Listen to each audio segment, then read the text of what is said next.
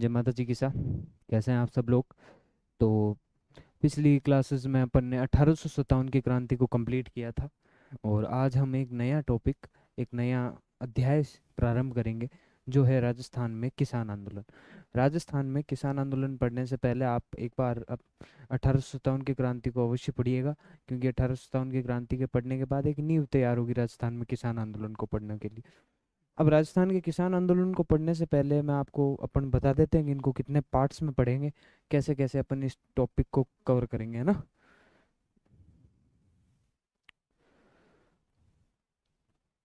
अपन पढ़ेंगे टॉपिक राजस्थान में किसान आंदोलन।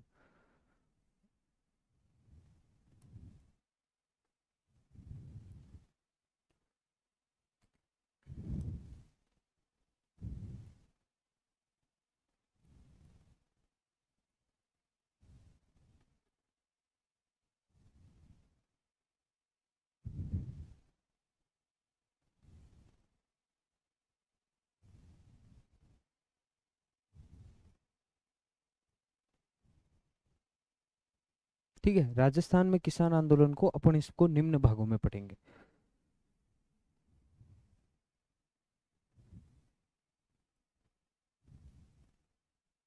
सबसे पहले तो अपन इसका परिचय पढ़ लेंगे, थोड़ा बहुत इंट्रोडक्शन।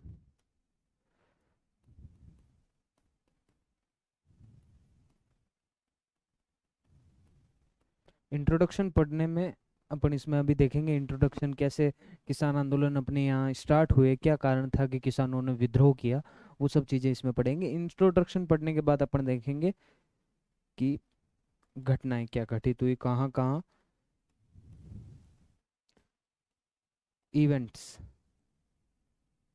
कहाँ कहाँ कौन से घटनाएं घटित हुई। सबसे पहले उसमें अपन पढ़ेंगे जैसे बिजोलिया में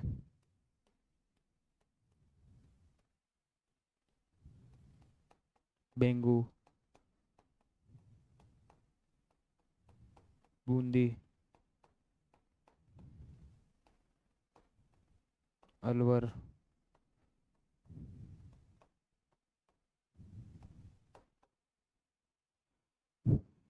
मारवाड़, शेखावटी,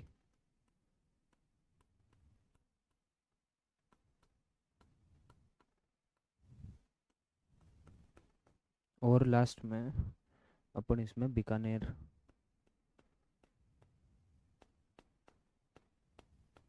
ये अपन कुल मतलब 5-7 पॉइंट है जिनको अपन देखेंगे, कहाँ कहाँ कैसी कैसी घटनाएं हुई बिजोलिया, बेंगू, बूंदी, अलवर, शेखावटी, मारवाड़ में, बीकानेर में, इनमें देखेंगे कहाँ कहाँ घटनाएं घटित हुई।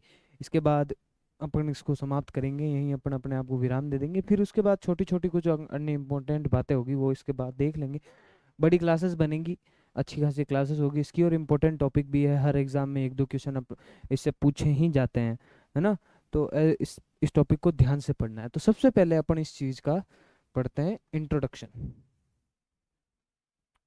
इंट्रोडक्शन में आपको इसका दे दूं तो जैसा कि हमने 1857 की क्रांति में पढ़ा था, कि मैं आपको इसका इंट्रोडक्शन देता हूँ कि क्या होता है ये चीजें।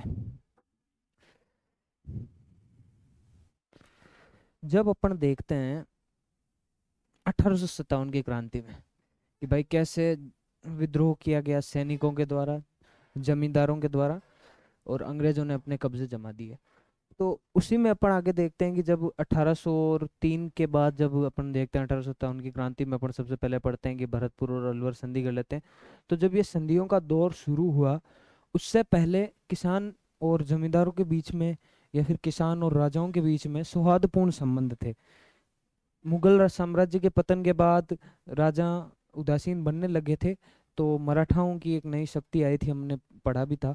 और मराठाओं ने उस समय जो है वो राजस्थान के कई हिस्सों पर सुरक्षा के नाम पर चौथ और सुरदेशमुखी वसूले। 1764 में छत्रपति शिवाजी महाराज के राज्याभिषेक के बाद उन्हें कहा गया कि यदि आपको हमारी सुरक्षा की आवश्यकता है तो हम चौथ और स्वदेशमुखी दीजिए। तो ऐसे कर करके उस समय सौहार्दपूर्ण संबंध थे, अच्छे संबंध थे। तो इनके बाद जब धीरे धीरे अंग्रेज यहाँ आए, उन्होंने जमी पर जमींदारों को और राजाओं को उदासीन बनाया, उन्हें बताया कि कैसे खोट किया जाता है, इन द सेंस मैं बोल दूं कि बताया कि कैसे चीजों को शोषण किया जाता है, खोट किया जाता है। उसके बाद जनता पर आक्रोश हुआ, किसानों के लिए ऐसी नीतियां बनाई गई। हमने देखा भू बंदोबस्त हो गई, रैयतवाड़ी, महालवाड़ी, जो अपन राष्ट्रीय स्तर पर देखते हैं। ऐसी कुछ नीतियों के आधार पर किसानों पर शोषण किए गए, और इन्हीं शोषणों के आधार पर धीरे धीरे किसानों में है जो वो विद्रोह की भावना जगती गई। और सबसे पहले अपन देखते हैं विद्रोह, फिर किसान, राजस्थान में किसान आंदोलन इस प्रकार जनक देते हैं। उस सबसे पहले इसका कारण बताने से पहले मैं आपको व्यवस्था बता देता हूँ। वैसे तो अपन एक टॉपिक पढ़ेंगे राजस्थान में प्रशासनिक व्यवस्था के नाम पर पहले, लेकिन मैं उसको आपको थोड़ा बहुत है जो ऊपरी तौर पर बता देता हूँ कि जैसे जैसे अंग्रेजों ने यहाँ कब्जा शुरू किया, अंग्रेजों के यहाँ कब्जा करने से पहले और अंग्रेजों यहाँ कब्जा करने के बाद अपन देखते हैं। सबसे पहले ऊपर कौन होता था? सबसे पहले ऊपर होता था राजा।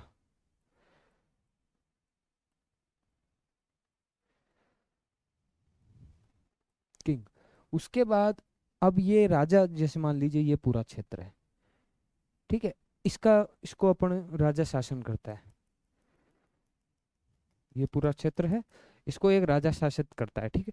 अब इस क्षेत्र पर राजा तो राजधानी में रहेगा, ठीक है, लेकिन यहाँ भी एक जो है छोटा गांव है, यहाँ भी छोटा गांव है, यहाँ एक बड़ा गांव है, यहाँ जनसंख्या ज्यादा फैली हुई है। ऐसे कर करके अलग अलग भाग भी होते थे। तो राजा यहाँ करते थे जागीरदार,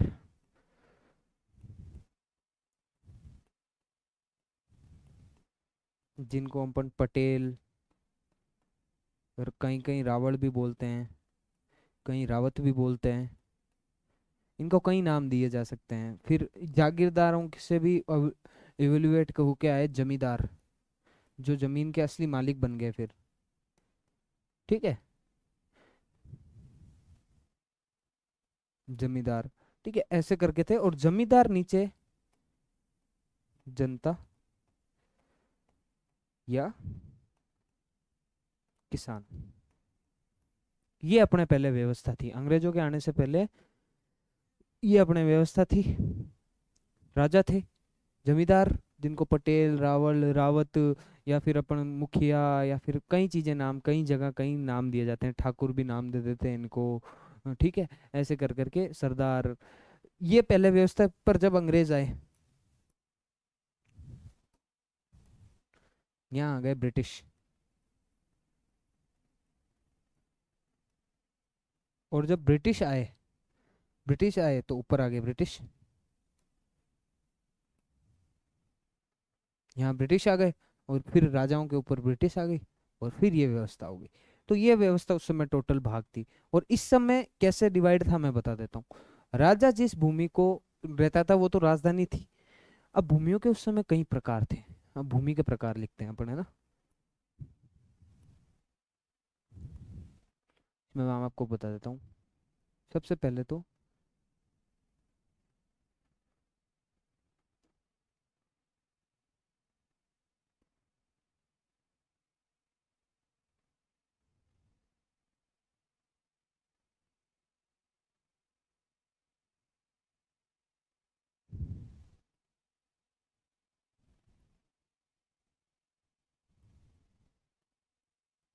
भूमि के प्रकार, टाइप ऑफ लैंड्स, उस समय किस किस प्रकार की भूमियां थी, क्या क्या थी, ये अपन देखते हैं अभी। सबसे पहले एक भूमि आती थी जिसको कहते थे खालसा। मैं पहले नाम लिख देता हूँ।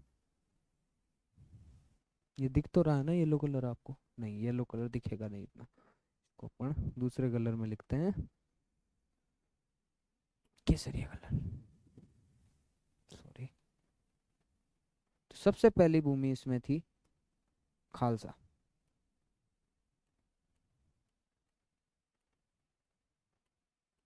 फिर भूमि आई जागीर,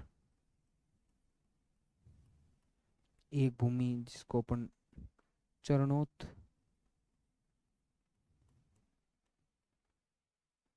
एक अपन उसको कहते हैं भूम, एक भूमि और थी जिसका नाम था, पहले खालसा, जागीर, चरणोत, भूम, और एक भूमि और थी जिसका नाम था सारण भूमि, ठीक है, सारण। ऐसे तो अपन प्रशासनिक व्यवस्था में इनको खोल के पढ़ेंगे अच्छी तरीके से। तो अब क्या होता था, अब अपन देखते हैं खालसा भूमि, ये तो पूरी तरीके से मतलब इस पर टोटली कंट्रोल होता था। इस पर जो होता है ना, राजा का पूरा कंट्रोल होता था। जो महाराणा या महाराव जो भी होते थे उनका पूरा कंट्रोल होता था। उसका पूरी आय, रेवेन्यू, ये 100% आय जो है वो राजा खुद लेता था। 100% आय खुद लेता था। फिर जागीर भूमि। अब राजा पूरी जमीन को साथ में संतुलित नहीं कर पाता था, इसलिए वो छोटी छोटी जागीरों में उसे विभक्त कर देता था, छोटे छोटे भागों में उसे तोड़ देता था। उसको अपन जागीर कहते थे, जहां पर जागीरदार नियुक्त किए जाते थे। ठीक है, जहां पर क्या, जागीरदार नियुक्त किए जाते थे। अब जागीरदार नियुक्त किए जाते, इनसे राजा कर लेता। और रेक, जिसको अपन कर लेने की प्रणाली जिसको रेक कहा जाता है, और रेक के तहत ही उनको पट्टा अलॉट कर देता है कि भाई आप इसमें आप रहोगे, ये आपकी भूमि है, यहाँ से आप रेवेन्यू कलेक्ट करोगे, यहाँ की मतलब रेक दिया जाता है, उसको अपन पट्टा रेक भी बोलते हैं। पट्टा रेक में क्या होता है, एक आपको पट्टा दिया जाता है जिसमें जागीरदार का नाम होता है, उसकी टोटल मतलब जो जागीर होती है उसका टोटल इनकम होती है, उसकी टोटल पॉपुलेशन होती है, और उसकी में ये सब बता के ये पट्टा दिया जाता है कि भाई अब से आपकी ये रेख है। और फिर उस आय के हिसाब से जागीरदार से कुछ आय ली जाती है, उसको बोलते हैं भरत रेख। ये होती है भरत रेख। भरत रेख जो इनकम जागीरदार राजा को देता है वो होता है भरत रेख, है ना। ये देने के बाद फिर आती है चरनोत भूमि। ये चारागाह भूमि होती है।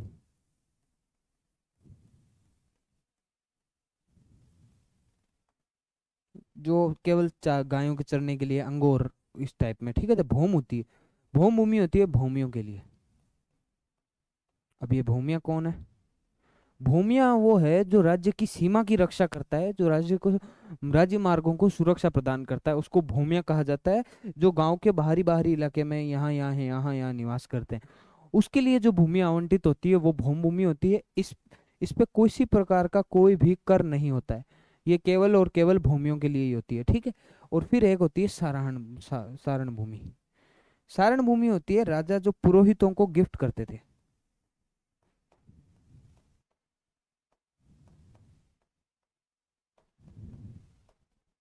ठीक है, ये होती है सारण भूमि। इस हिसाब से अपना यहाँ से सिस्टम चलता था भूमि का। आगे भूमि को कितने भागों में बांटते थे कि एक तो खालसा होती थी जिस पर केवल राजा का अधिकार होता था। उसके बाद जागीर होती थी, जो राजा चुनता था उनको। जागीरदार को चुनता कौन था, राजा चुनता था। और किस बेसिस पे चुनता था, कि कहीं तो बेसिस देखते हैं कि अपन बोली लगा के कि भाई कौन इससे ज्यादा आय निकाल के देगा, ठीक है। कहीं जो बिगोद कहते हैं उसको, कहीं उसको देखते हैं कि अपन क्या करते हैं, जागीरदार कोई राजा का पसंदीदा आदमी है, उसको जागीर दे दी। ऐसे कर करके उसमें जागीरदार चुने जाते हैं, जो राजा को कर देता, जिसको रेख बोलते हैं। जो पट्टा रेख होता है जिसमें तो आपको टोटल आय बताई जाती है आपकी, कि आपकी आय क्या है, किस जागीरदार को अलॉट की गई है, टोटल इसकी पॉपुलेशन कितनी है। और पट्टा रेख के बाद जो जितना हिस्सा तय किया जाता कि भाई इतना हिस्सा जागीरदार जो राजा को देगा, उसको कहते हैं भरत रेख। ठीक है, ये टोटल सिस्टम था। फिर तीन तरह की भूमि होती है जिन पर कोई कर नहीं होता है, इन पे कोई सी प्रकार का कोई कर नहीं होता है, चरनोत, भौम और सारण भूमि। ठीक है, ये तो भूमि के प्रकार थे। अब भूमि के प्रकार देखने के बाद अपन देखते हैं करों के प्रकार। भाई किस प्रकार राजा धन एकत्रित करता था, है ना।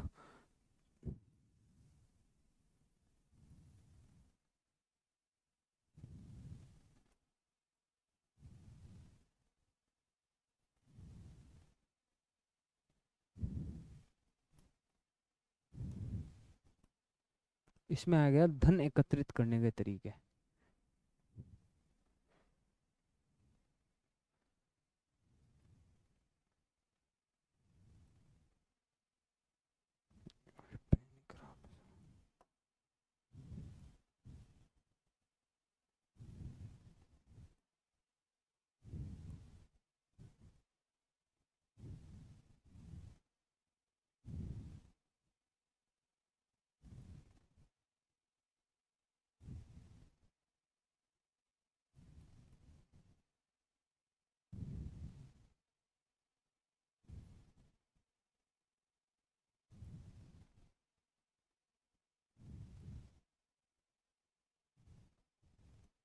कर एकत्रित करने के तरीके। अब किस प्रकार कर एकत्रित करते थे वो आपको बताते हैं।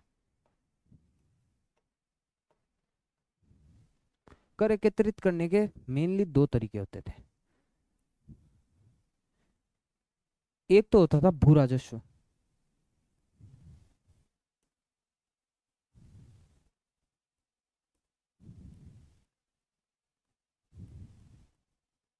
जो सीधा तय किया जाता था कि भाई इतने तरीके देंगे आपको, ये तो होता था भू राजस्व।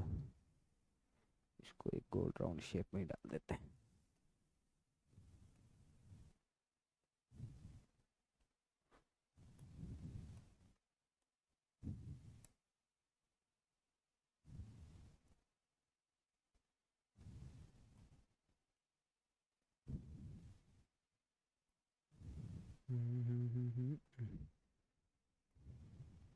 ये होता था भू राजस्व।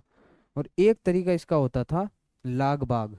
लाग बाग क्या होता था मैं बताता हूँ अभी। लाग बाग होता था कि कुछ कर जागीरदारों के द्वारा तय किए जाते थे, रिचुअल्स के हिसाब से या तो या फिर नीड्स के हिसाब से। कि मान लीजिए कभी कोई अकाल पड़ गया तो कभी केवल ज्यादा ले लिया, कभी युद्ध की स्थिति होगी तो ये लाग बाग कर होते, तो अन्य कर जितने भी होते थे वो लाग बाग कहलाते थे। अब इसमें क्या होता है कि इसमें कर वसूलने की कई तकनीकें होती है। अब इसमें देखते हैं भू राजस्व में क्या सीन है। भू राजस्व में ये सीन था कि इसमें पैसा कैसे वसूल करता था, या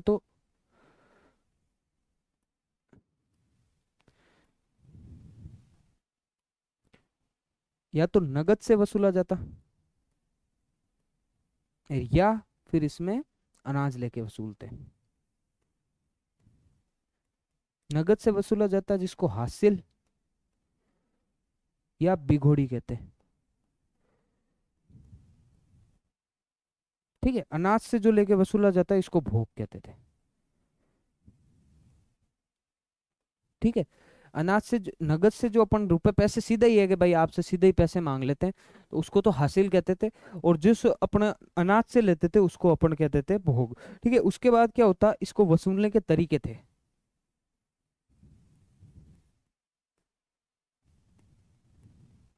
ठीक है, तरीके मैं आपको बताता हूँ। तरीके कितने थे तरीके। पहला तरीका जिसको अपन बोलते लाता, एक होता कुंता। ठीक है, लाता कुंता। और एक तरीका होता जो अलग अलग कई तरह के रेक। रेक मैंने आपको बता ही दिया। अब लाता क्या होती थी और कुंता क्या होता, रेक मैंने आपको बता ही दिया। लाता होती थी जो खड़ी फसल को काटने के बाद जो उसमें भाग जो आपके पड़ी है साइड में, मान लो खलिहान में ला के रख देते हैं, उसके बाद जो खड़ी फसल को काटते हैं, उसके बाद उसको जो खलिहान में रखे उसमें से आप जागीरदार या फिर राजा आता है और अपना भाग लेके चला जाता है। और कुंता क्या होता था, खड़ी फसल है उसको अभी काटा नहीं है, उसी में से अपना भाग लेके जाता था, है ना।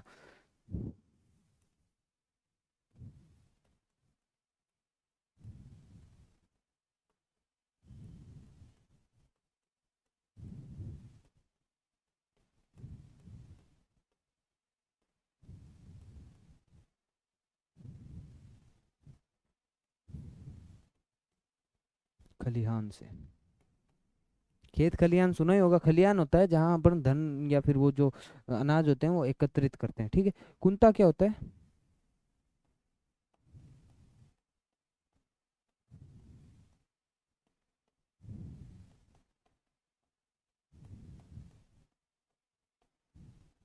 खड़ी फसल में से एक हिस्सा ले लेते हैं। तो ये सीन था। और फिर अपन देखते हैं, तो ये सीन था भू राजस्व का। भू राजस्व क्या होता है मैं आपको बता देता हूँ। भू राजस्व होता है जो राजाओं द्वारा या जागीरदारों द्वारा सीधा लिया जाता है, जो आपकी आय का कुछ भाग होता है, जो आपकी टोटल इनकम होती है। जैसे कोई कहीं पे एनुअल इनकम के आधार पर ले लेते हैं, कहीं पे सीजन्स के आधार पर ले लेते हैं। तो टोटल इनकम का कुछ भाग आपको भू राजस्व के रूप में देना पड़ता है, जो जागीरदार या फिर राजा वसूलते हैं। उसमें से एक तो नगद लेता है उसको हासिल या बिगोड़ी कहते हैं, और जो दूसरा जिसको अगर अनाज उसको भोग कहते हैं। उसको वसूलने के तरीके कहते हैं लाता कुंता रेक। इसको अलग अलग और भी तरीकों से बोले जा सकते हैं, लेकिन वो अपन उसको स्पेसिफिक प्रशासनिक व्यवस्था के अंदर, जैसे इजारदा भी बोलते हैं इसको, कई और तरीकों से भी बोला जाता है। इसको अपन स्पेसिफिक एक टॉपिक लेंगे प्रशासनिक व्यवस्था, उसी में ही देखेंगे इसको, है ना। तो ये सीन था यहाँ का। अब इसके बाद एक चीज बच गई, ये लाग बाग। व्हाट इज लाग बाग? लाग बाग होती थी जितने भी अन्य कर जो राजाओं या सामंतों द्वारा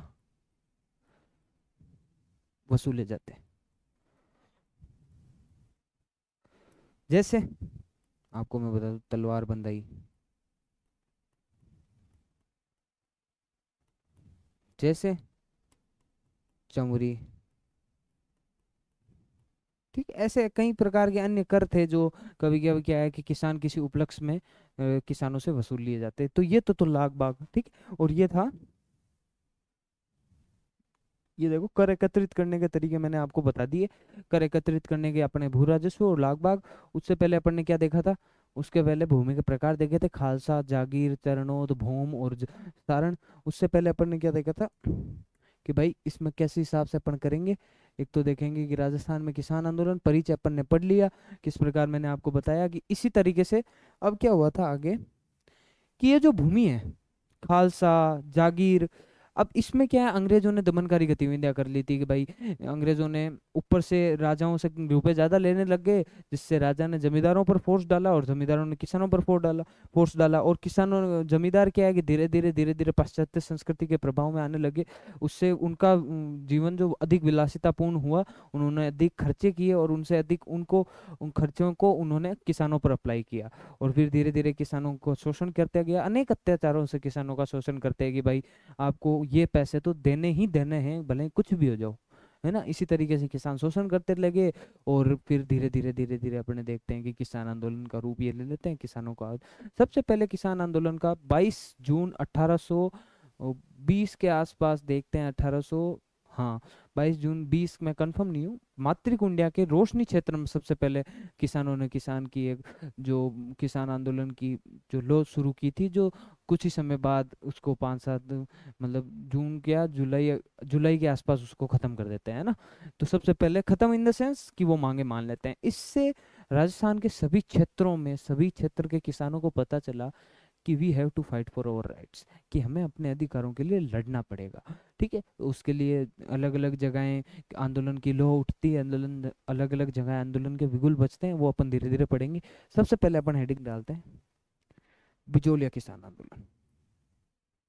ये है बिजोलिया किसान आंदोलन, ये वहाँ के किसान है, ठीक है। तो आप, मैं आपको ये पहले, ठीक है, अब इसकी क्या है थोड़ी बहुत मैं आपको कहानी सुना देता हूँ, फिर अपन आगे देखेंगे। पहले बिजोलिया किसान आंदोलन पढ़ने से पहले अपन देख लेते हैं वेयर इज बिजोलिया। ये अपना राजस्थान का मैप है। यहाँ जो थे वो भीलवाड़ा है, और इसके आसपास कहीं बिजोलिया लाई करता है, भीलवाड़ा के अंदर। मैं आपको मैप में भी बता देता हूँ, ये मैप। बिजोलिया क्या है? बिजोलिया क्षेत्र मेवाड़ के मतलब ऊपरमाल का क्षेत्र था। ऊपरमाल का क्षेत्र जो ऊंचे पठारों से बना हुआ था ना, वो क्षेत्र था। और उसको मेवाड़ में जब 1527 का दौर था, जब सांगा खानवा के युद्ध में राजस्थान के सभी राजाओं को एकत्रित करते हैं और साथ मिलके बाबर से लड़ने का प्रयास करते हैं, तब उसी समय राजस्थान से कई वीर आए थे जिन्होंने अपना शौर्य का प्रदर्शन किया था। उन्हीं वीरों में से एक नाम था अशोक परमार। अशोक परमार को खुश होकर राणा सांगा ने ऊपरमाल की जागीर दी थी। और उस बिजोलिया मेवाड़ के प्रथम श्रेणी के ठिकानों में से एक है। उसी ऊपरमाल की जागीर में ये आता है, यहाँ पे ये देखो, ये बिजोलिया जो उत्तर मतलब ऊपर उत्तर की तरफ को टोंक, बूंदी, कोटा इस तरफ है, नीचे की तरफ इसमें ग्वालियर आ जाता है यहाँ पे। तो ये बिजोलिया था। यहाँ पे देख लो, ये शाहपुरा हो गया, ये जहाजपुर हो गया, ये हुडा हो गया। ये शाहपुरा जहाजपुर अपन ने पढ़ा भी था नीमच की क्रांति के दौरान, की वहां से ये होकर निकले थे, ठीक है। ये अपने हुडा सम्मेलन मैंने आपको बताया था उस समय, 17 जुलाई 1734 को वहाँ जो सम्मेलन हुआ उसके बारे में बताया था, ठीक है। ये कुल मिला के अपना क्षेत्र कहाँ है? अपना क्षेत्र यहाँ पर जाता है, यहाँ पर। ये है बिजोलिया, ये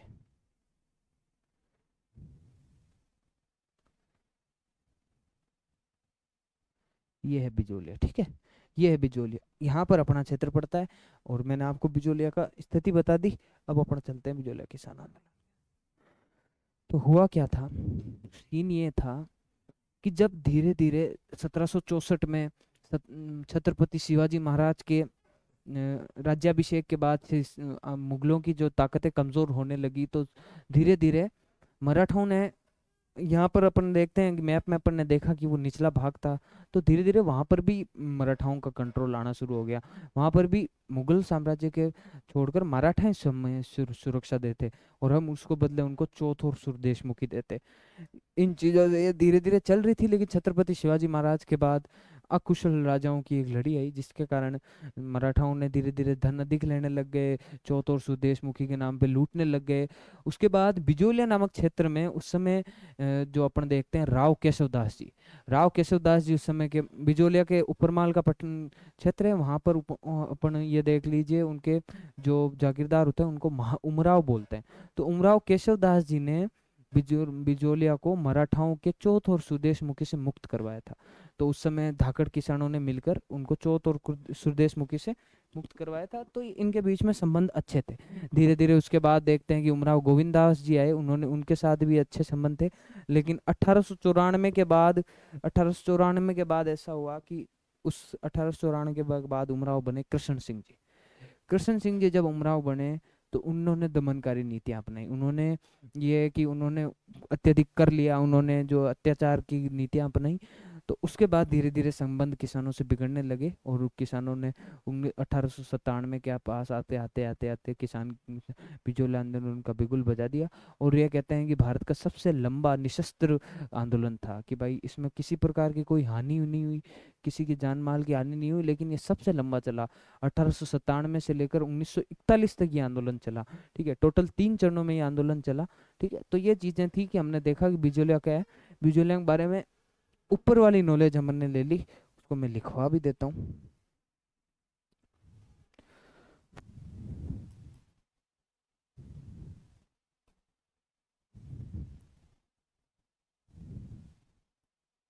बिजोलिया पीजेंट मूवमेंट, बिजोलिया किसान आंदोलन।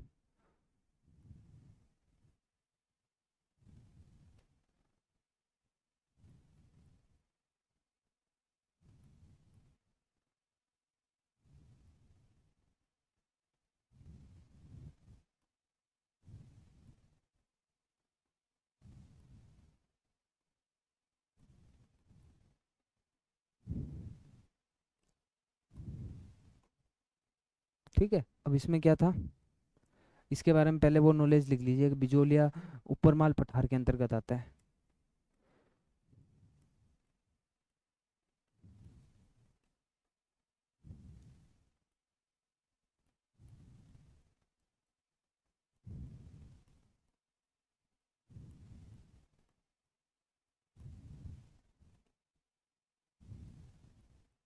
ठीक है, बिजोलिया ऊपरमाल क्षेत्र के अंतर्गत आता है, जिसमें टोटल 79 विलेजेस हैं।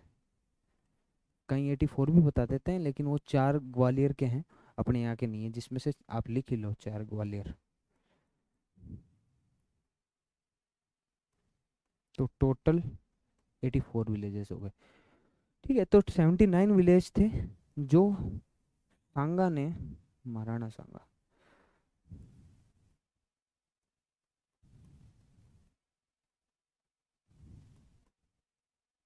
महाराणा सांगा जी ने जिसे अशोक परमार को भेंट किया था।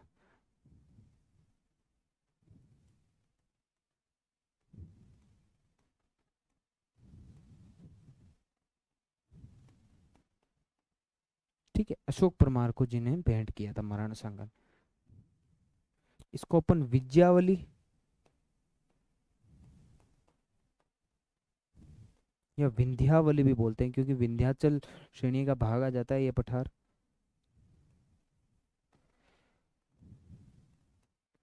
ठीक है, इसमें टोटल 15,000 की जनसंख्या थी, वो 1921 की गणना, जनगणना के अनुसार, वो अपन बाद की बातें हैं। ठीक है, तो इसमें ये सीन था कि ये बिजोलिया का नॉर्मल इंट्रोडक्शन है, कि भाई ऊपरमाल क्षेत्र के अंतर्गत है, 79 गांव है, महाराणा सांगा है। हाँ, एक चीज और लिख लीजिए, ये मेवाड़ के प्रथम सैन्य ठिकानों में से एक है।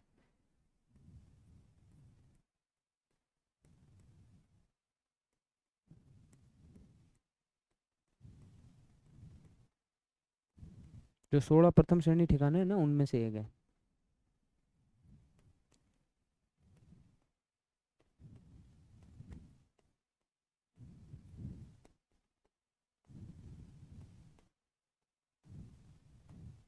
अब धीरे से कि यहाँ कोष्टक के अंदर एक आप हेडिंग डाल दीजिए और उसमें देख लीजिए कि जागीरदारों के टाइम, ये नॉलेज थोड़ी ध्यान रहेगी जब आप वापस पढ़ेंगे। एक तो सबसे पहले उमराव, इसको सदर मुकाम भी बोलते हैं। सदर का मतलब होता है सबसे ऊंचा, और मुकाम का मतलब जगह। सबसे ऊंची जगह थी ये, तो उसके हिसाब से ऊपर माल की, तो इसको सदर मुकाम के नाम से भी जाना जाता है यहाँ पे।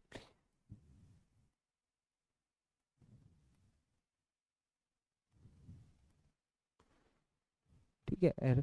उमराव केशवदास,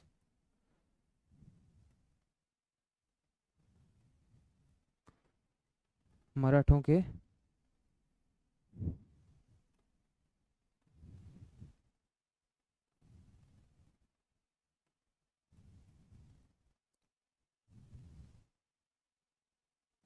चौथ और सुरदेशमुखी से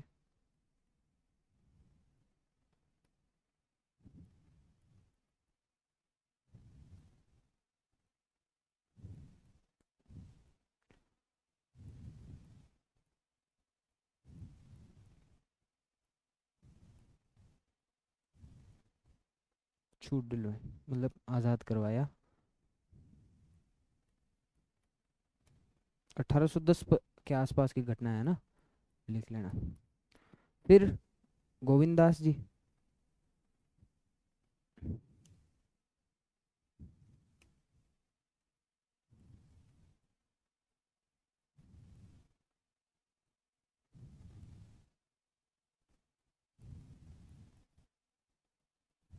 ठीक है, इनके समय अच्छे संबंध, इतना ही लिख लेना आगे।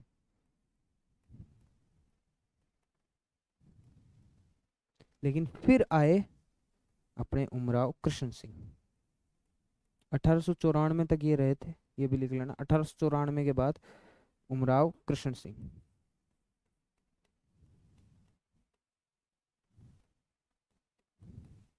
इन्होंने अत्याचार आरंभ किए।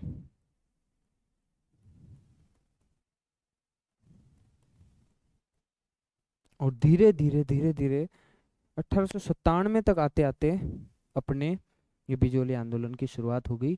और इसको अपन देखते हैं, टोटल इसको 3 चरणों में पढ़ते हैं। ये लिख लिया आप सब लोगों ने? ठीक है, इसको अपन टोटल 3 चरणों में पढ़ा जाता है। इसमें पढ़ते हैं, है ना? इसमें क्या टोटल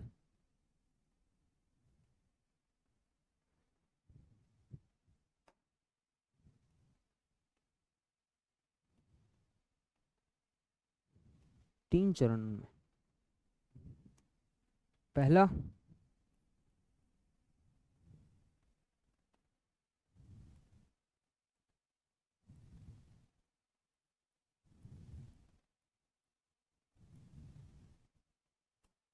प्रथम चरण है 1897 से 1915। फिर दूसरा,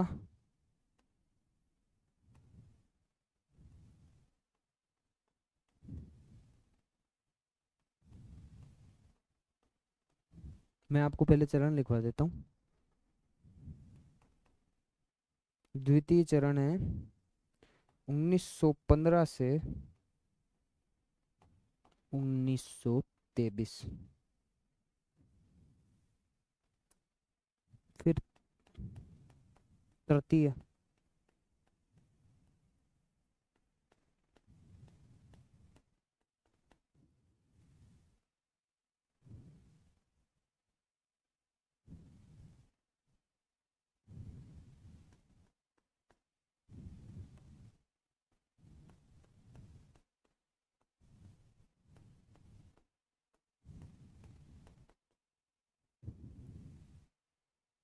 1923 से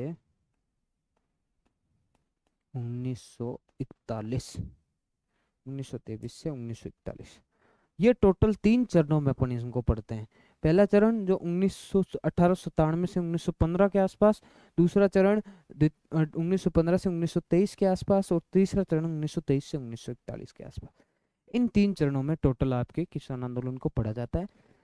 उसके बाद अब अपन शुरू करेंगे प्रथम चरण।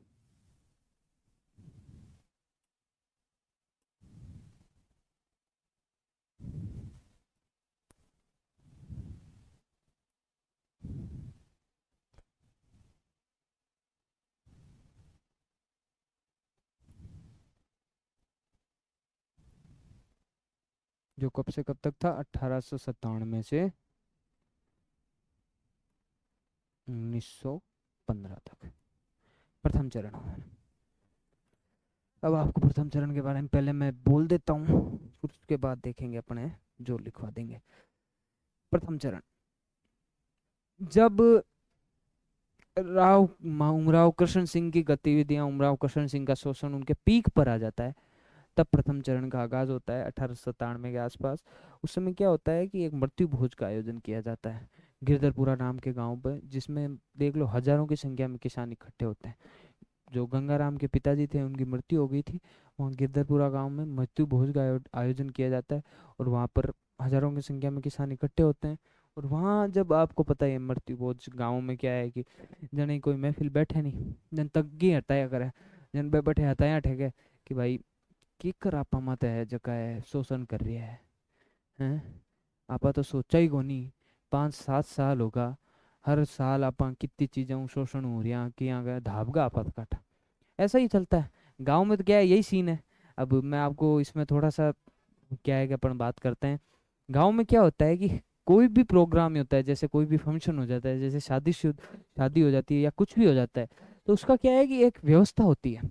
ठीक है, वहाँ क्या है त्रिस्तरीय व्यवस्था अपनाई जाती है। 3 स्तर कैसे होते हैं? सबसे पहले तो जो भी प्रोग्राम है, मान लीजिए कोई भी प्रोग्राम है, शादी का प्रोग्राम है या फिर छोटा मोटा कोई फंक्शन है, ठीक है, उसमें क्या होता है सबसे पहले त्रिस्तरीय व्यवस्था होती है। 3 स्तर की कैसे व्यवस्था होती है कि बाहर यहाँ पोड़, कि यहाँ मान लीजिए पोड़, यहाँ एक चौकी बनी हुई होती है। ठीक है, चौकी पर तो बैठते हैं एलीट क्लास के लोग।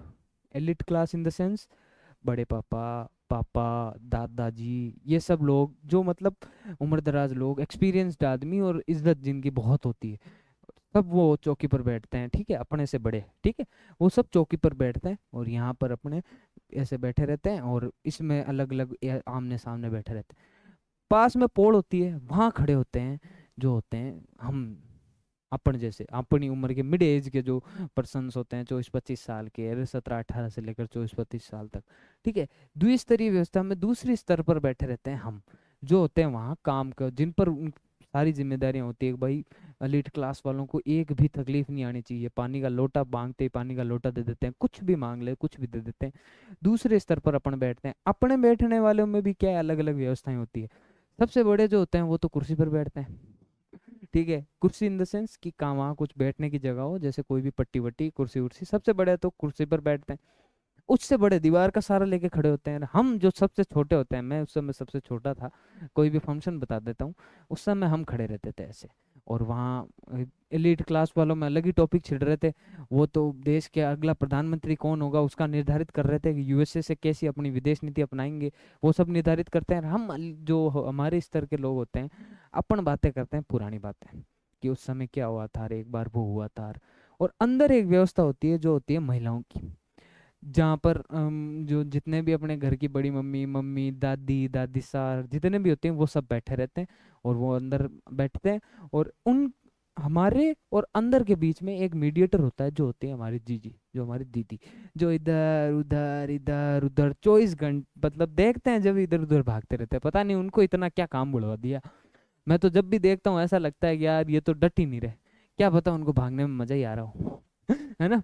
तो ऐसा सीन होता है। अंदर की व्यवस्था क्या होती है कि लुगाइयों में, अब आप जब देखोगा घर की जो भी अपने लेडीज होती है वो ऐसे बैठती है कि जो मेन में लेडीज होती है वो यहाँ बैठते हैं, उनके चारों तरफ जो है बहुओं का बहू जितने भी होते हैं, बीननिया बीननिया वह सब बैठे। और एक जो लेडीज होती है वो रसोई के पास में बैठते हैं, जो रसोई का पूरा कार्य संभालते हैं, जो होती है या तो मेरी मम्मी हो गई, या फिर बड़ी मम्मी हो गई, या फिर काकीसा हो गए, कोई भी जो रसोई का उस समय कार्यभार संभालते हैं वो बैठते हैं। तो ये सब सीन होता है। अब क्या होता है, इशारों में काम चलते हैं, ठीक है। एलिट क्लास के लोगों के बीच में टॉपिक छिड़ रखा है कि देश का अगला प्रधानमंत्री किसे बनाया जाए, या फिर रूस के साथ अपनी नीति में क्या परिवर्तन किया जाए। इतने में कोई एक बंदा आता है, राम राम सा, राम राम सा, राम राम सा, सबसे राम राम सा करके, हम भी राम राम सा करते बैठता है वहाँ पे। और जितने में अपने वहाँ पर बड़े पापा या फिर कोई भी काकू सा है, वो इतना इशारा ही करते हैं सिर्फ, ये मतलब 3 चाय ले रहा। अब 3 चाय तो कह दिया, पर हमें क्या है कि अंतर मन से सोचना पड़ता है, 3 तो इनके लिए मंगाई है, खुद के लिए भी है, पास में बैठे बड़े पापा हैं वो भी पियेंगे। तो वो तो क्या है कि स्व विवेक से निर्धारित किया जाता है, और किसी के लिए नहीं लाए तो वो गुस्सा और हो जाते हैं। तो अपन स्व विवेक से निर्धारित करके नीचे वाले स्तर को बुलाया जाता है कि भाई सब देख लेते हैं वो इशारा, तो भाई 3 चाय है, लानी है। अब सबसे बड़े आदमी जो कुर्सी पर बैठे होते हैं वो देखते हैं जो दीवार का सहारा लेके खड़े हैं उनकी तरफ, और जो दीवार का सहारा लेके खड़े होते हैं वो देखते हैं हमारी तरफ। अब हमसे छोटे उस समय कोई थे नहीं वहाँ, थे वो भी पता नहीं अंदर बैठे बैठे कोई गेम खेलते रहते हैं या फिर कुछ करते रहते हैं। उनको जाके तो बोल दो चाय लिया, तो जितने में तो बड़ी मम्मी या फिर कोई दादी डांटते रहते हैं, टिंग रहा हूँ कहीं काम करवाए, अरे इतना टिंगर कौन नहीं कि चाय को कप ही नहीं ले जा दे सके। पर क्या है, क्या हम करना पड़ता है, ठीक है। फिर हमारी तरफ देखा जाता है और हम जाते हैं, ठीक है। इधर क्या है कि हमारी तरफ टॉपिक छिड़ रखा होता है, मूवी स्टार्ट हो गई होती है, हीरो की एंट्री ही होने वाली होती है कि जितने में तो चाय का ऑर्डर आ जाता है, ठीक है।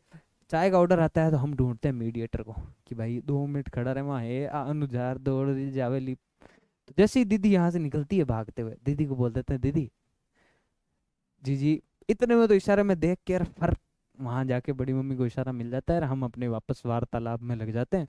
और जैसे ही वार्तालाप में लगते हैं, धीरे धीरे 2 मिनट 5 मिनट बाद अपन स्वयं विवेक से जाके कि भाई देखते हैं कि भाई जीजी को पूछते हैं, हाँ जीजी चाय बन गई क्या।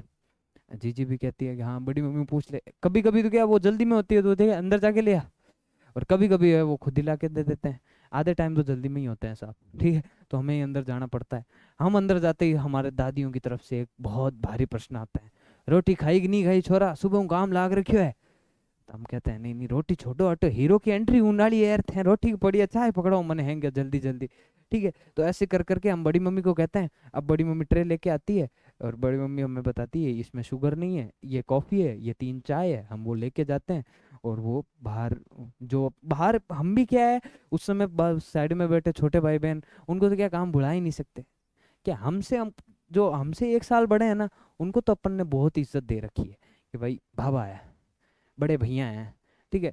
हमसे जो 1 साल ही छोटे हैं ना, उनको पता नहीं हमने ऐसा क्या दे दिया, इतने क्या फ्रैंक हो गए, वो तो मुंह ही नहीं लगाते, ठीक है। उनको बोल दो गिल्ला चाय पकड़ा रहा, मैं थोड़ा पानी पी रहा हूँ, जितने में तो क्या है कि नहीं नहीं, जितने में तो उनका डिफेंड करने वाले आ जाते हैं कि टाबरों के काम करा हुआ तू ही पकड़ा रहा नहीं, अब आ ढोल दे। अरे ढोल दे की कर ढोल दे यार, इतना टाबर थोड़ी है।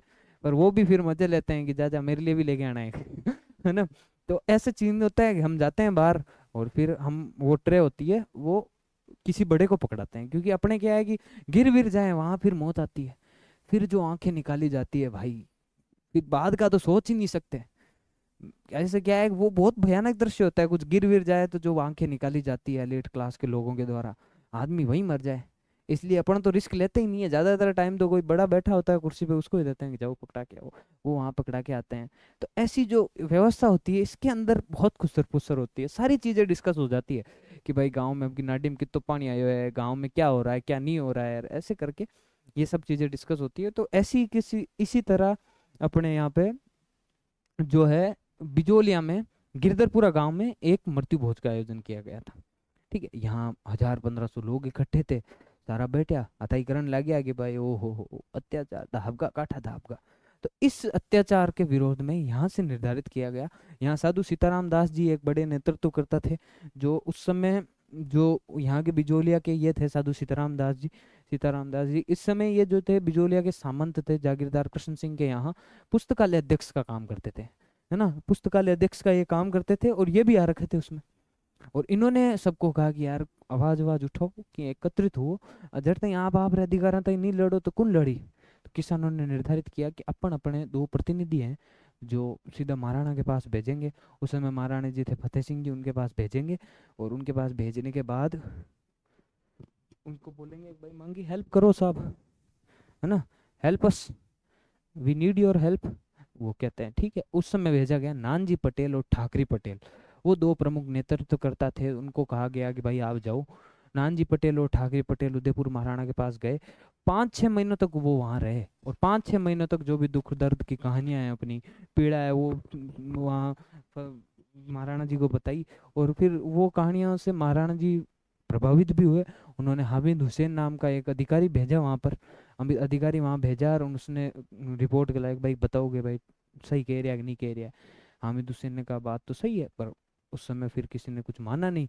और उस समय किसी ने कुछ माना नहीं, तब वहाँ के केस कृष्ण सिंह जी को और उल्लास मिला कि यार महाराणा एक अधिकारी भेजियो और मेरी कानूनी, इन द सेंस वो हामिद हुसैन ने कहा था, पर हामिद हुसैन को उस समय महाराणा ने उसको सीरियस नहीं लिया, क्योंकि उस समय और भी काम आने लग गए थे धीरे धीरे धीरे धीरे धीरे। जब अर्ली 20s का टाइम आया, 20वीं सदी की शताब्दी की शुरुआत में, कृष्ण सिंह खार खा के बैठ गए थे कि भाई अब तो है इनका रुड़का ही काट। प्रथम चरण का धीरे धीरे शुरुआत होता है। और उस समय कृष्ण सिंह जी 1903 के आसपास, है ना, जो है एक नया कर लगाते हैं जिसको चौरी कर बोलते हैं, कि आपके घर में अगर आपकी बेटी की शादी हो रही है, तो उस कर में आपको 5 रुपए, आपको कहीं कहीं 5 रुपए लिखा हुआ है, कहीं कहीं 13 रुपए लिखा हुआ है, दोनों एक ही चीज़ें हैं। कहीं 5 और 13 ऑप्शन में दोनों कॉन्ट्राडिक्ट करेंगे नहीं, क्योंकि ज़्यादातर 13 को माना जाता है। ठीक है, 5 तो प्रमोद जी की एक पुस्तक में है, फिर 13 तो सक्सेना जी की, शंकर सहाय की, इनकी पुस्तकों में 13 ही माना गया है। ठीक है, तो 13 को ही मान के चलना है अपने को। 13 रुपए उन्होंने क्या किया कि आपको देने पड़ेंगे, है ना, चमरीगर के रूप में 13 रुपए आपको देने पड़ेंगे।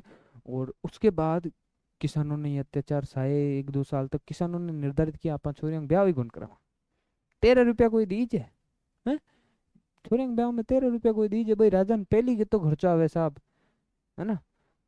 तो इस वास्ते किसानों ने निर्धारित किया कि भाई अपन लड़कियों का शादी नहीं कराएंगे। 2 साल के बाद किसान 1905 के आसपास कृष्ण सिंह जी के यहाँ मिलने गए। कृष्ण सिंह जी उनसे मिलते ही नहीं है पहले तो, और फिर उसके बाद मिलते हैं, तब बाहर आते हैं और कहते हैं कि साहब देखो 2 साल होगा छोरियों की शादी नहीं कराई, यहाँ प्लीज़ साहब थोड़ी, यहाँ एक रिक्वेस्ट आपसे कि हमारी थोड़ी रियायतें दो हमें, थोड़ी बहुत हमें कुछ ऐसा है कि इतना अत्याचार मत करो। कृष्ण सिंह जी का मुझे नहीं पता, आई डोंट नो एनीथिंग, आपको ये देनी है मतलब देनी है। और कुछ रूड बिहेवियर से उन्होंने कह दिया कि भाई ज़्यादा कर रहे हो तो लड़कियों को बेच के दो, मतलब इस बिहेवियर में उन्होंने कहा। तो किसान बहुत आक्रोशित हो गए। किसान इतने गुस्से हुए कि भाई यार आपकी घर की इज्जत होती है, वहाँ की लक्ष्मी होती है आपकी बच्चियाँ या फिर बहुएं, उनको अगर आप कुछ कहते हो तो किसान तो गुस्सा होगा ही, कोई भी आदमी गुस्सा हो ही जाता है ना। तो सबसे पहले शान ही यही होते थे, घर की आन बान शान को अगर आप कुछ कह देते हो तो गुस्सा तो होंगे ही आदमी। तो वहाँ पे कृष्ण सिंह जी से गुस्सा होकर सारे किसान हैं जो ग्वालियर की तरफ रवाना हो गए। भाई आपा तो खेती कौन करा, है ना, आपा तो निकल ही रही हैं। वो जब वहां से रवाना हुए, तब कृष्ण सिंह जी को खौफ लगा कि यार अब ये रवाना होगा, जागीर मत पीस आयोड़ा है बाकी करते हैं वहाँ। तो कृष्ण सिंह ने बाजा, अरे ठहरो ठहरो ठहरो ठहरो ठहरो, अरे माफी चाहूँ मैं आप हूँ, है ना, आपने गलत कह दियो मैं, अब आप एक काम कर दो, चौरी कर आदो दो, और भू राजस्व ही 50% की जगह 40% दे दो। ठीक है, अच्छी बात है, अब तो ठीक है ना, आधो चमरीगढ़ तो दे दो। क्यों खर्चा ज्यादा आयोड़ा है साहब, समझो प्रथम विश्व युद्ध चल रहे, उस समय फर्स्ट वर्ल्ड वॉर चल रही है। तो कृष्ण सिंह जी ने ये सब किए, और उस समय किसानों के बीच में शांति फैली। और उस समय फिर क्या है, फिर आए नए एक सामंत, नए जागीरदार पृथ्वी सिंह। 1906 के आसपास कृष्ण सिंह जी निसंतान थे, जिनके कोई संतान नहीं थी, और उनकी डेथ हो गई। फिर बांता भरतपुर से, मतलब कामा भरतपुर से पृथ्वी सिंह जी को लेके आए, जो उनके कोई रिलेटिव्स थे उनको लेके आए। और उनको कहा गया कि भाई आप हैं जो अब यहाँ के जागीरदार हैं। वो थे एग्रेसिव नेचर के। आते ही उन्होंने सबसे पहले तलवार बंदाई कर, तलवार बंदाई कर क्या होता है तलवार बंदाई में कि भाई कोई भी राजा होता है ना, कोई भी जो शासक करता होता है, वो जब यहाँ का नया शासक ग्रहण करता है, शासन की जिम्मेदारी संभालता है, तो उसको भेंट के रूप में राजाओं को कुछ रुपए देने होते हैं। और वो रुपए प्रताप सिंह, पृथ्वी सिंह, मतलब ये जो अपने थे वो जो नए सामंत थे, ठीक है, उन्होंने अपने अप्लाई किए यहाँ पे, ये किसानों पे। कहीं कहीं इसको क्या बोलते हैं, मुसलमानों इसको नजराना भी बोलते हैं, यहाँ पर कहीं कहीं अपने को इसको पेशकशी भी बोलते हैं मारवाड़ में यहाँ पर। ठीक है, ऐसे ऐसे कई कई चीज़ें इसके और नाम है। पर ये ऐसा ही होता था कि भी अगर कोई नया शासक जागीर दे रहा है राजा, तो उसको नजराने या फिर उसको भेंट के रूप में कुछ पैसे दिए जाते थे। वो अपने पृथ्वी सिंह जी ने क्या किया कि यहाँ से अप्लाई किया, भाई अपन एक काम करेंगे, इनसे ले लेंगे। ठीक है, तो ये सब चीजें आई धीरे धीरे करके, धीरे तो पृथ्वी सिंह जी ने पुरानी जितनी भी रियायतें थी सब खत्म कर दी, जितनी भी थी। और उन्होंने ऐसा है कि नए वहाँ के जो पुराने कर्मचारी थे उनको हटाया और नए कर्मचारियों को लाने लगे और कहा कि भाई लो, पैसा लो था तो, क्योंकि वो उनके मन में लोभ था। और उनकी इन की आदतों के कारण किसान परेशान हुए।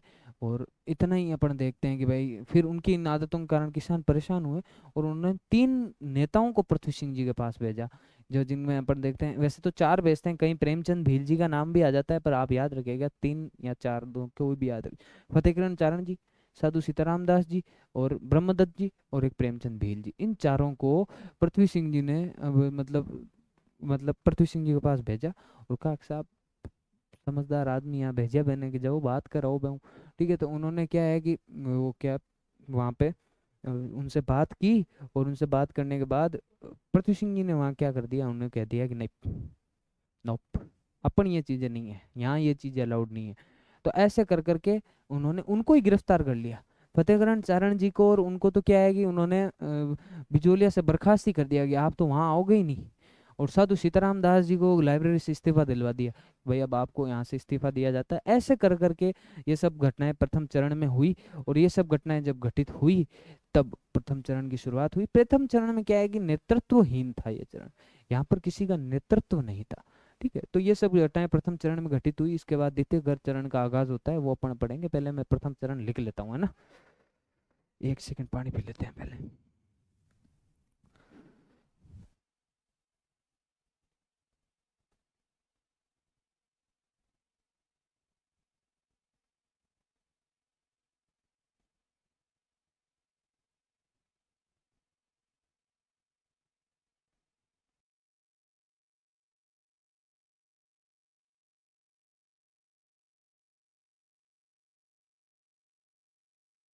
हाँ जी, तो अब अपन क्या है प्रथम चरण लिख लेते हैं, उसमें क्या क्या घटित घटनाएं घटित हुई थी उनको एक बार नोट डाउन कर लेते हैं। उसके बाद अपन देखेंगे द्वितीय चरण को। ये तो थे साधु सीताराम जी, जिनका जन्म अपन देखते हैं कि ये जिनका जन्म बिजोलिया में ही हुआ था। इन्होंने वहाँ से फिर बनारस में शिक्षा ग्रहण करी और बनारस में शिक्षा ग्रहण करने के बाद ये वापस बिजोलिया में आए और यहाँ पुस्तकालय अध्यक्ष के रूप में काम कर रहे थे। तो प्रथम चरण में क्या क्या हुआ, यार लिख गई थी क्या, हाँ।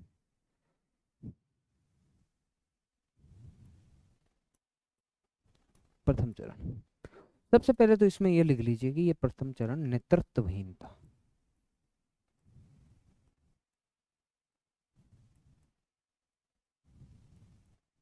ठीक है, ये लिख लोगे। फिर इसमें क्या हुआ, लिखिए गिरधरपुरा नामक गांव में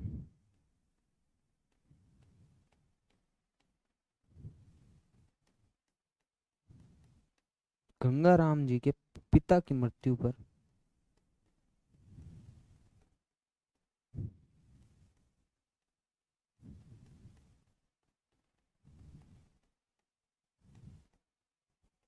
मौसर के उपलक्ष्य में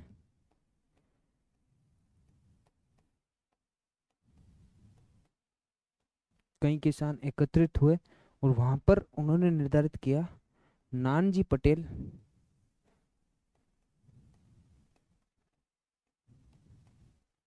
व ठाकरी पटेल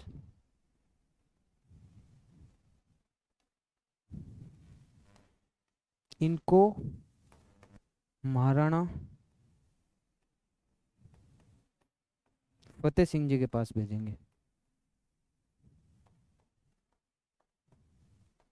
फिर फतेह सिंह जी ने क्या किया,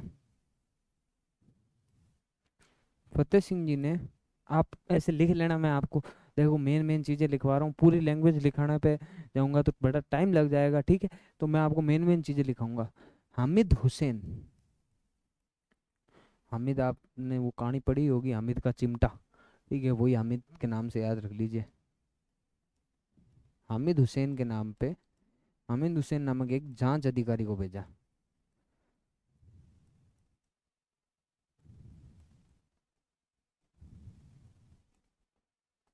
और इसने जो रिपोर्ट दी, किसानों के पक्ष में रिपोर्ट दी थी, ठीक है, लेकिन इसे इग्नोर कर दिया गया। ठीक, उसके बाद क्या हुआ, कृष्ण सिंह जी ने खार खा ली।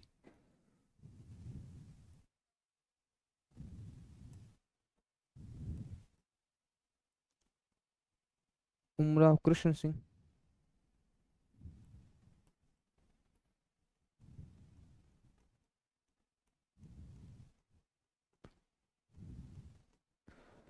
1806 के 19 सॉरी 1906 1800 1903 के आसपास चौरी कर अप्लाई करते हैं। चौरी कर क्या होता है कि किसानों को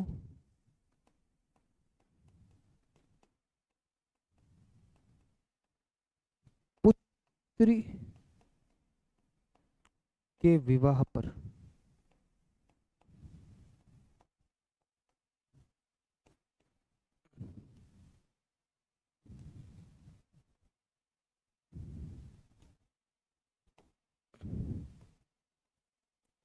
13 रुपए लाख के रूप में देने पड़ेंगे।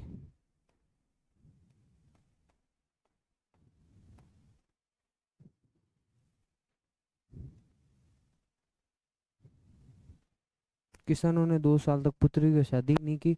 1905 के आसपास किसानों ने पड़त भूमि छोड़कर, पड़त यानी पड़त छोड़कर, भूमि जहाँ पे सिंचाई वगैरह करते हैं,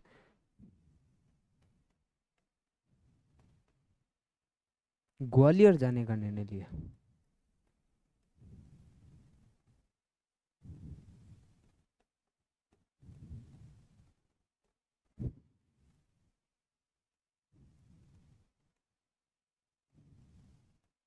तब कृष्ण जी ने इन्हें रियायतें दी।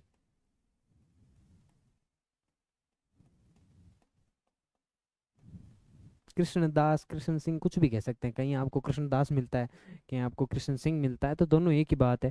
ठीक है, ये उमराव के अलग अलग नाम थे, तो ऐसे कंफ्यूज नहीं होना है।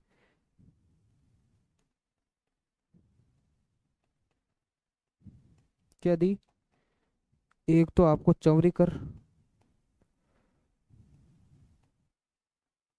आधा कर दिया, और भू राजस्व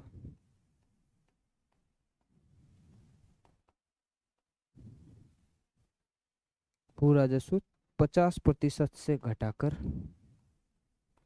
40% कर दिया।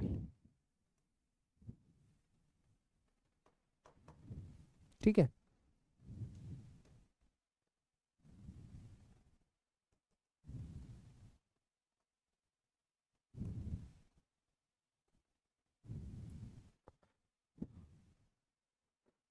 1906 में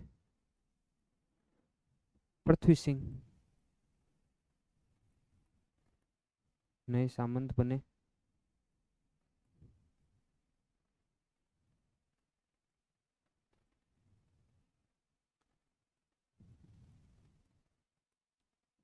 ये इनके कोष्टक में लिखना है, ये कामा भरतपुर से लाए गए थे, क्योंकि कृष्ण सिंह जी निसंतान थे।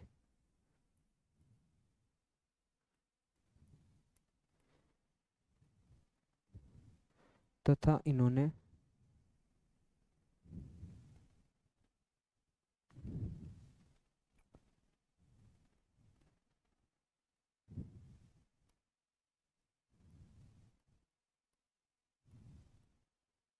पुरानी सभी रियायतें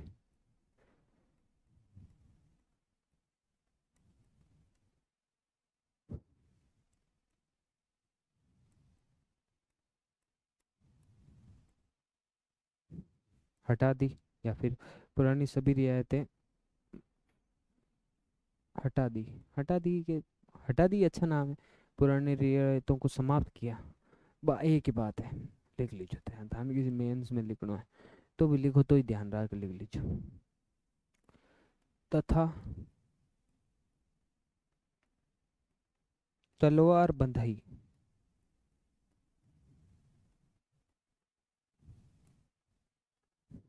नामक नया लाग अप्लाई कर दिया।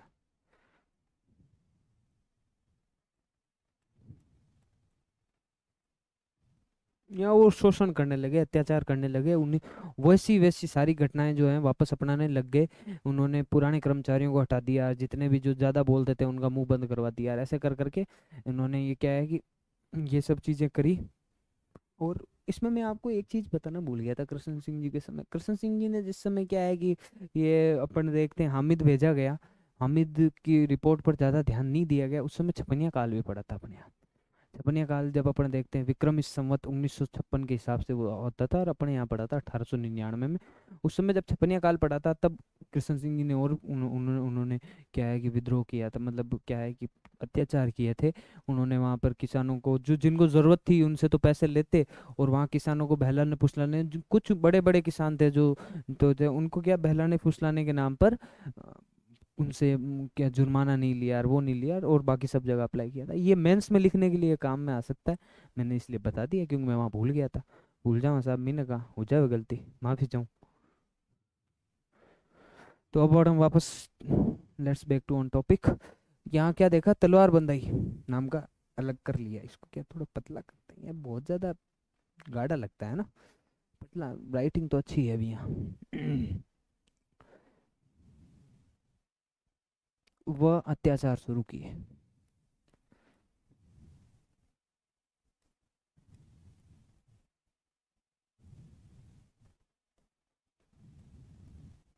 प्रारंभ किए।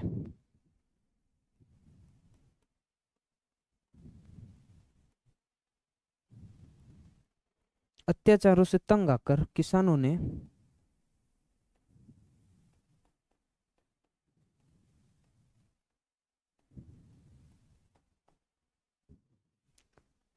3 व्यक्ति, फतेहकरण चारण,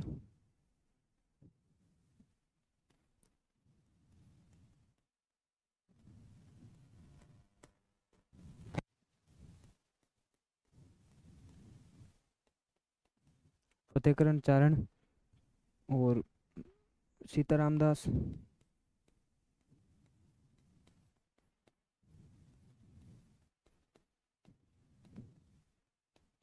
और ब्रह्मदत्त जी, दत्त के नेतृत्व में एक संघ भेजा, और उन्होंने उनसे बातें की, उन्होंने उनको समझाया कि ये मत करो साहब, या ना करो थे, है ना।